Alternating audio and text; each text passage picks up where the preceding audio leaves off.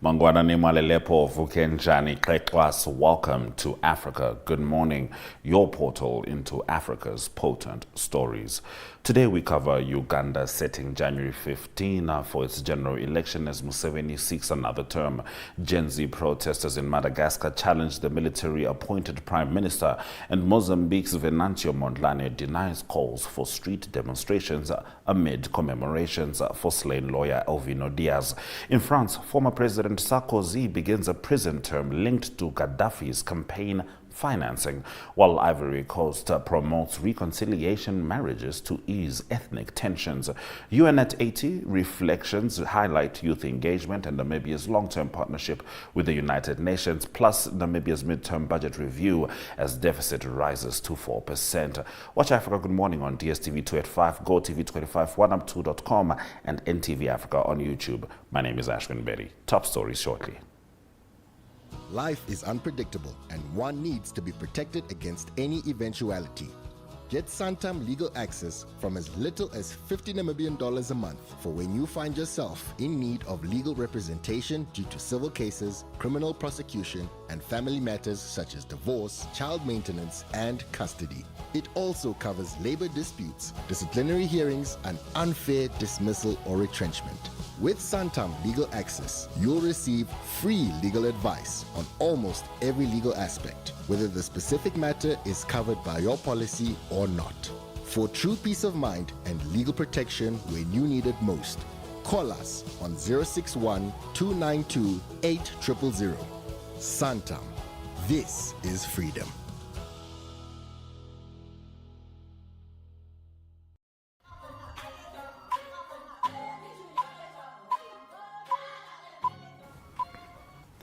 In our top stories on Africa, good morning.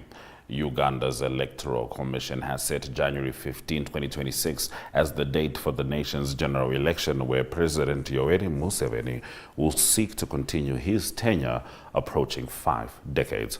Museveni, Africa's fourth longest serving leader, has previously amended the constitution twice to remove age and term limits, maintaining his office since 1986. His main challenger is expected to be 43-year-old Bobi Wine, a former pop star turned politician who claims the last election involved ballot stuffing and voter intimidation, allegations dismissed by ruling party officials. 6 other candidates representing smaller parties will also contest the presidency alongside parliamentary elections. Museveni, a former rebel, is credited with stabilizing Uganda, fostering economic growth, and combating HIV and AIDS, though critics cite human rights abuses and corruption scandals under his government. Economic optimism is tied to the expected start of crude oil exports from fields operated by Total Energies and China's Sinuk, projected to boost growth. Uganda continues to exert regional influence with troops deployed in Somalia, South Sudan, the DRC, and Equatorial Guinea for peacekeeping and military cooperation. In Madagascar, Gen Z protesters who contributed to the ousting of President Andry Rajoelina have expressed opposition to the prime minister named by the new military ruler, Colonel Michael Randrianirina. On Monday, Randrianirina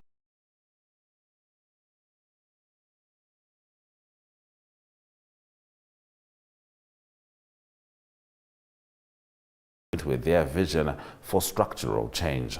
The group questioned Rajaonarivelo's links to the previous government and vowed to monitor the administration's actions. Protests driven by frequent water and power outages began nearly a month ago and escalated into broader political demands, eventually leading to Rajoelina going into hiding. The coup leader thanked the youth for their role in the transition after being sworn in on October 17, stating the nation was entering a new chapter. Gen Z Mada stopped short of declaring specific actions if the appointment was not reversed, but reaffirmed their commitment to preventing the repetition of failed methods.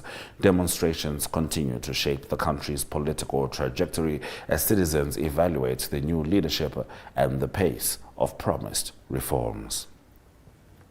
Venancio Mondlane, Mozambique's former presidential candidate, denied encouraging street demonstrations amid a police warning against actions that could disrupt public order. Unlike calls following the October 2024 elections, Mondlane urged citizens to reflect on the nation that they aspire to inhabit, coinciding with the first anniversary of the murder of his lawyer Dias and election agent Paulo Guambe. Memorial ceremonies for Dias in Maputo proceeded without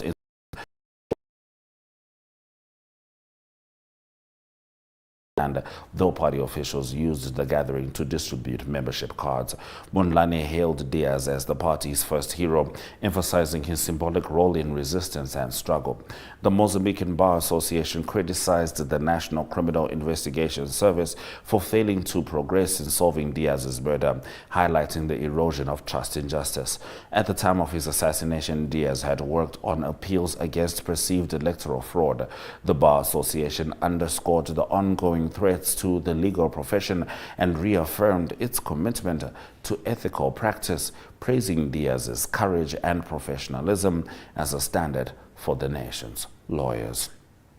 In our next story, Nicolas Sarkozy has become the first French ex-president jailed since World War II, beginning a 5-year sentence for conspiring to fund his 2007 election campaign with Libyan money.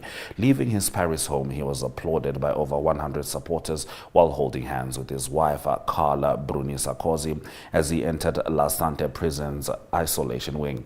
The 70-year-old maintains his innocence and has lodged an appeal, asserting that truth will ultimately prevail. His cell measures 9 to 11 square meters with a toilet, shower, desk, small TV, and 1 hour of daily exercise in solitary confinement. Legal representatives described the imprisonment as disproportionate, noting the isolation and security measures. Sarkozy was convicted alongside Brice Hortefeux and Claude Gaunt for their roles in clandestine campaign financing from Libya, though he was cleared of personally receiving the funds. He will also face appeals in the Bayamilon case and previously served under electronic monitoring for attempting to bribe a magistrate. Despite these legal challenges, Sarkozy intends to maintain his dignity and continue intellectual engagement, bringing books including a biography of Jesus and Alexandra Dumas, the Count of Monte Cristo, into prison with him. In Douekoué, Ivory Coast, peace activists are promoting reconciliation marriages to reduce tensions between rival communities ahead of Saturday's presidential election. Dozens of couples from opposing ethnic groups have married through initiatives led by local nonprofit Limpia, which provides support and counseling for unions crossing historic divides. Martinez Pode from Aguera Group and Elisabel Caudio Aho Abuele married in 2012 despite family objections rooted in post-election massacre fears, demonstrating the approach's potential to foster harmony. Limpia plans an additional 10 weddings early next year to continue promoting coexistence. Past violence arose during the 2010-11 post-election crisis, with hundreds killed and disputes over land in cocoa-producing regions like Douekoué. Mixed marriages are viewed as building intergenerational ties that compel shared heritage and reduce community friction. Incumbent Alassane Ouattara, seeking a fourth term, aims to maintain political stability while boosting economic growth. Human rights groups have critiqued amnesties for alleged war crimes, but local advocates argue grassroots initiatives such as inter-ethnic marriages are essential for sustainable peace and reconciliation. Those have been our top stories on Africa Good Morning. Shortly, we're going to be talking about Namibia's midterm budget review.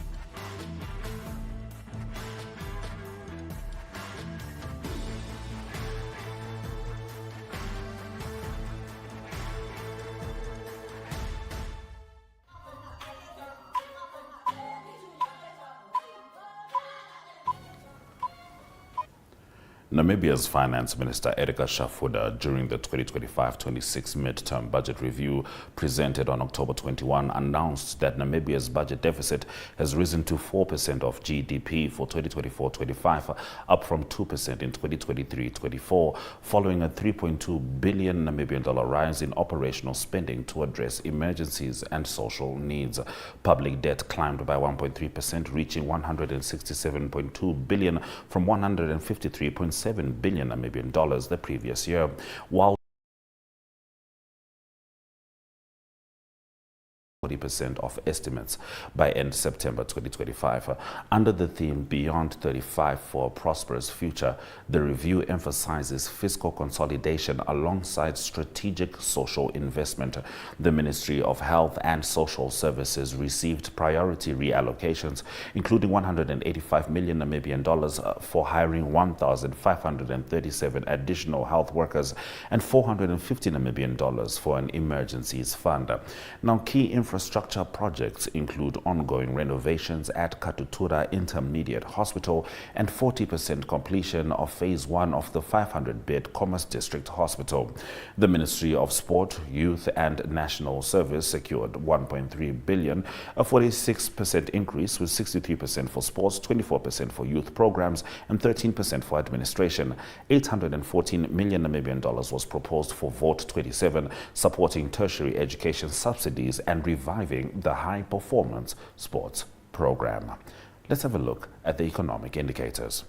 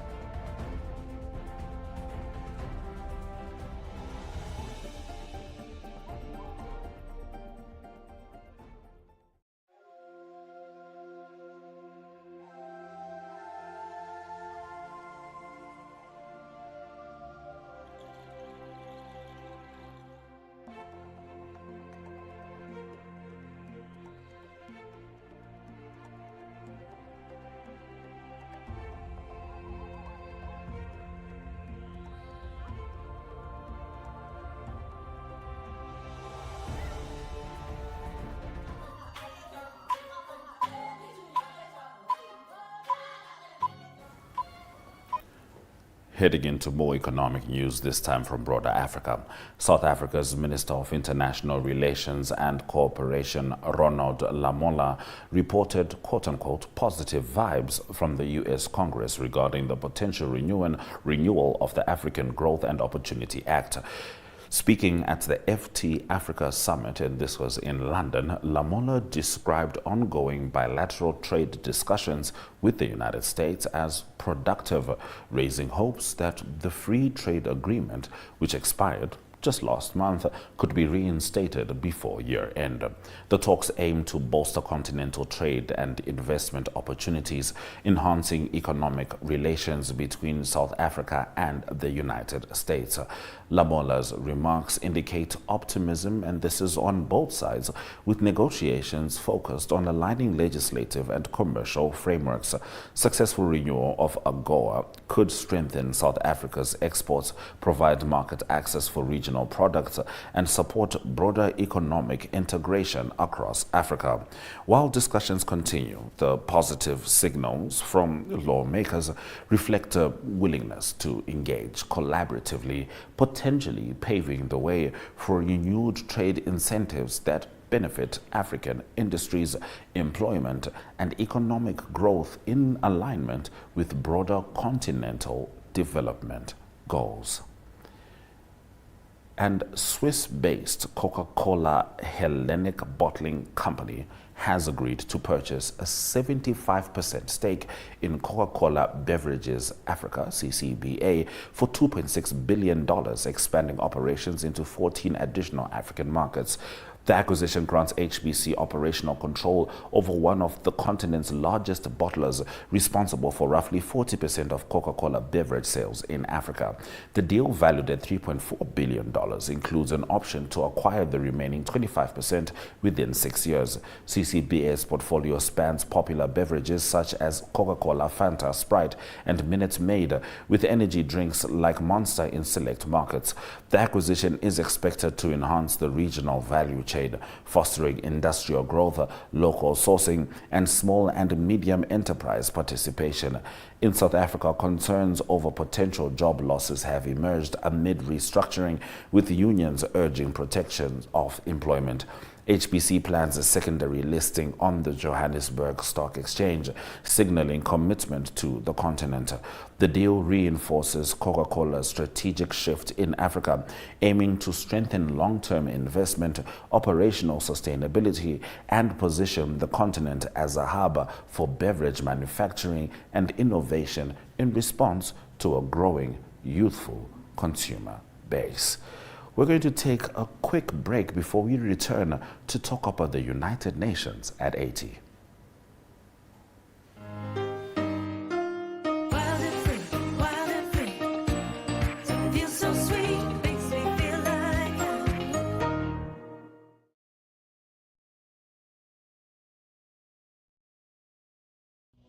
Life is unpredictable, and one needs to be protected against any eventuality.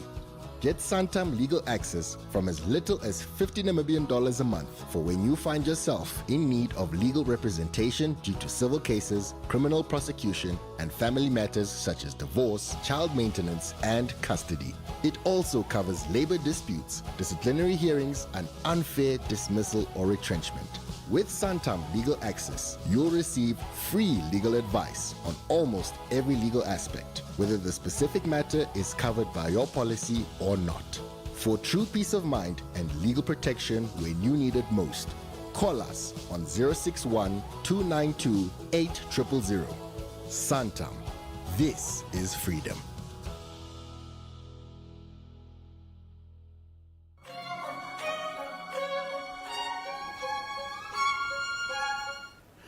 Now, in this excerpt from last night's evening review program, Hopolang Phororo, UN Resident Coordinator, and Naouar Labidi, WFP Country Director and Representative, reflect on UN at 80 and Namibia's decades-long partnership with the UN. They discuss the significance of 80 Voices for 80 years and how the UN is engaging youth to shape a more inclusive future.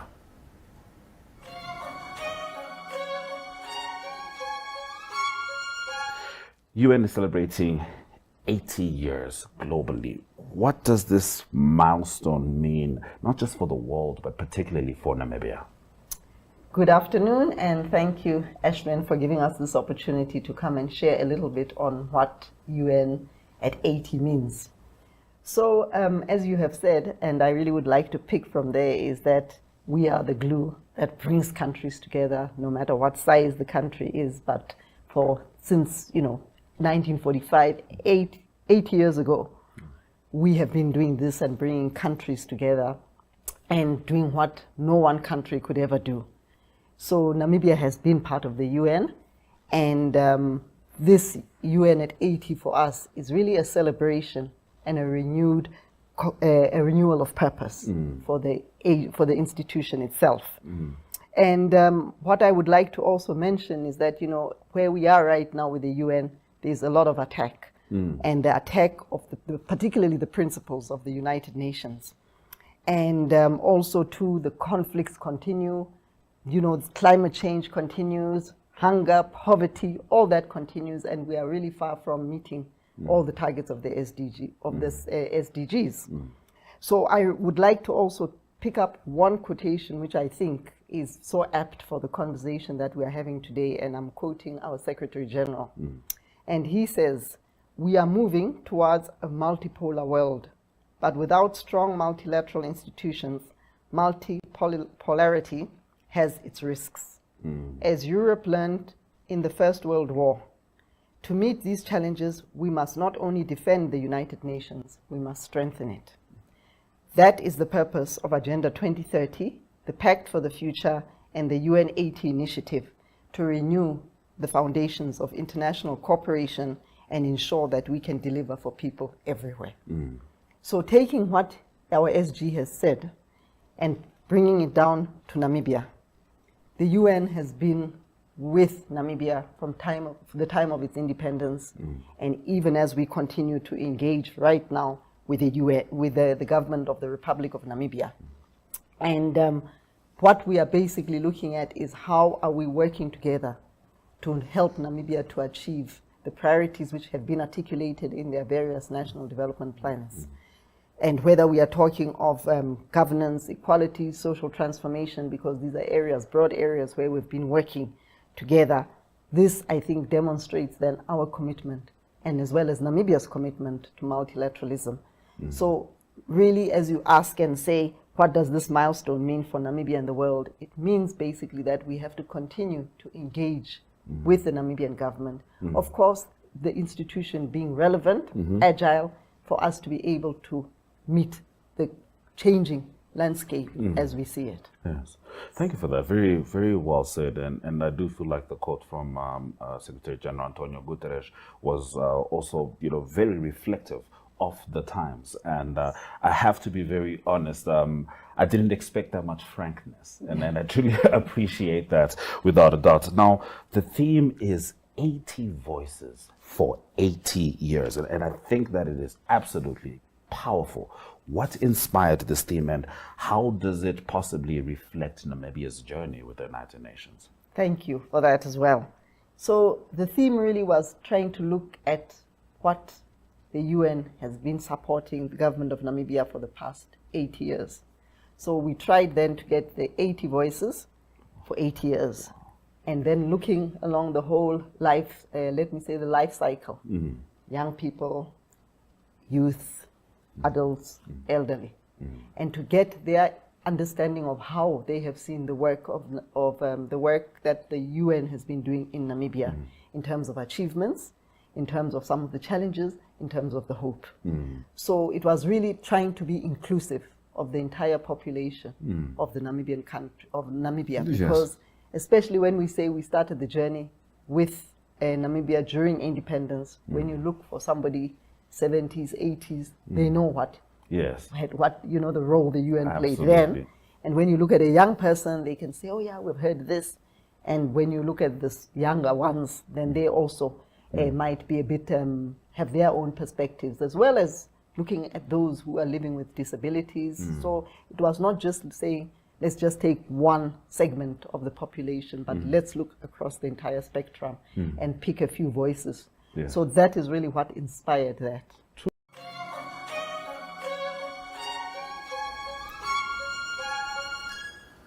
Thank you for staying with Africa Good Morning throughout the broadcast. DSTV 285, GoTV 25, oneup2.com, and NTV Africa on YouTube is precisely where you can find us. And do keep in mind, on oneup2.com, if you click the echo icon, you can have a look at this episode again, as well as other fantastic NTV programs.